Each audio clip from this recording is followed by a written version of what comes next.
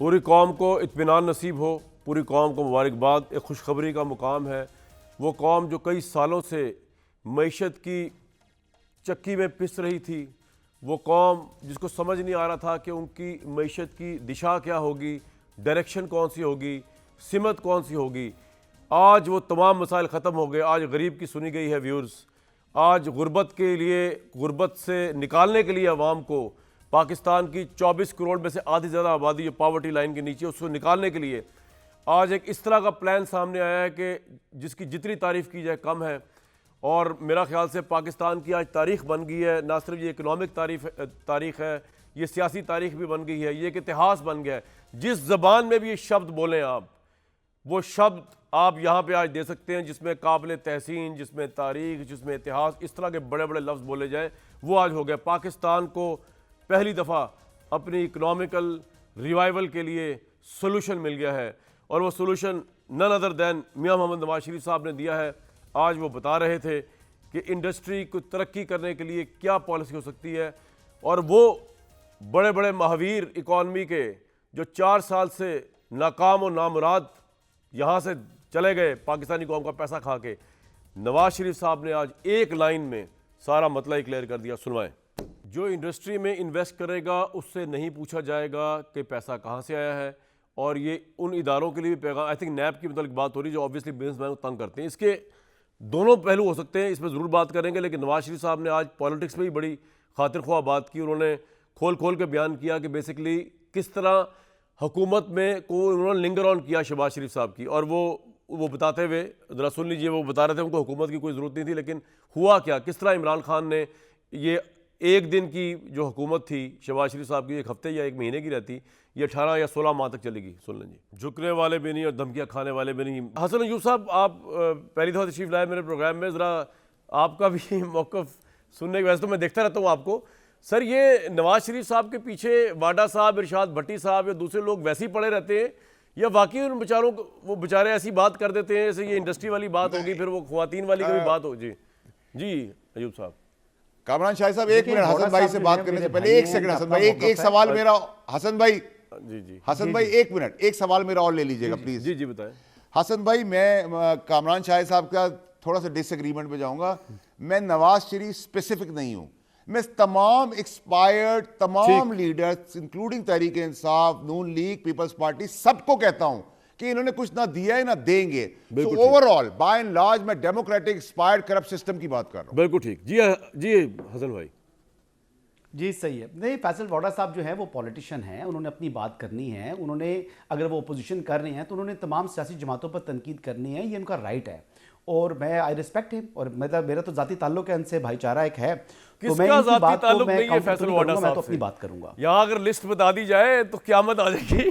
اچھا چلیں جی، بتائیں آگے۔ ہاں جی، بڑے ماشاءاللہ، میں بڑے عوامی آدمی ہیں نا، میں بتا رہا ہوں پولیٹیشین ہے، اور ان کے پاس ایک کرزمہ ہے، یہ لوگوں کو اپنی طرف اٹریکٹ کر لیتے ہیں، صحیح ہے، اور ویورز بھی ان کی طرف اٹریکٹ ہوتے ہیں، اور لوگ مجھ سے باتیں کرتے ہیں اکثر پروگرامز کے اندر کہ فیصل واڈا صاحب نے یہ بات کی ہے، تو پھر وہ ان کی بات اپنی ہے، میں تو اپنی بات کروں گا۔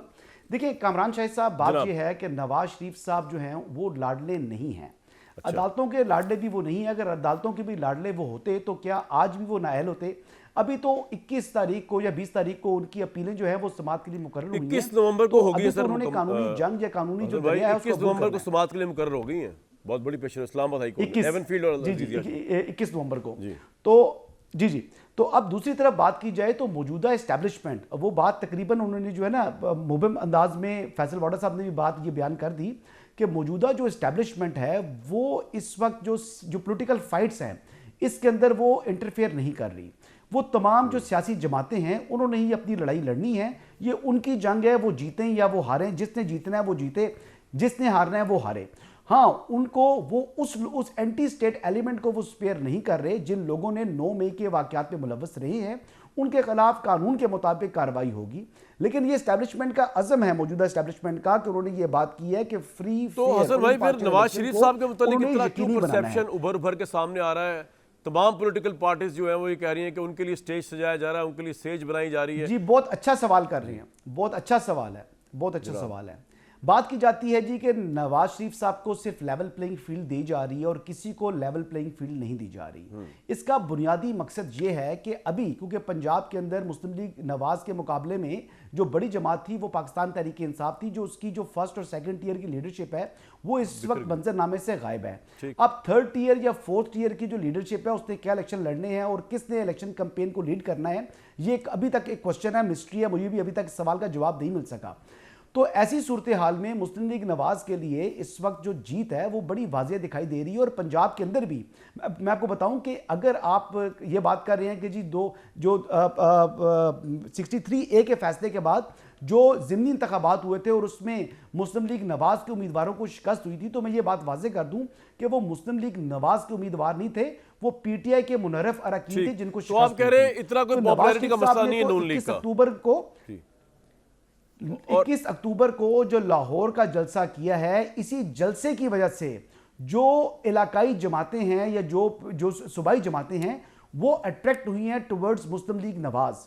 اور یہی وجہ ہے کہ آپ کے نزدیک اس وقت اگر آپ تجزیہ کریں کیا پوزیشن ہے P M L N, P T I, Peoples Party کی, آپ اگر تجزیہ کریں کیا رینکنگ ہے آپ کی؟ حل پنجاب میں بتا دیں, چلیں پنجاب میں سب سے زیادہ سیٹیں, پنجاب میں کیا پوزیشن؟ دیکھیں جی پنجاب کے اندر نہیں, پنجاب کی نہیں, آپ سٹارٹ کریں سندھ سے.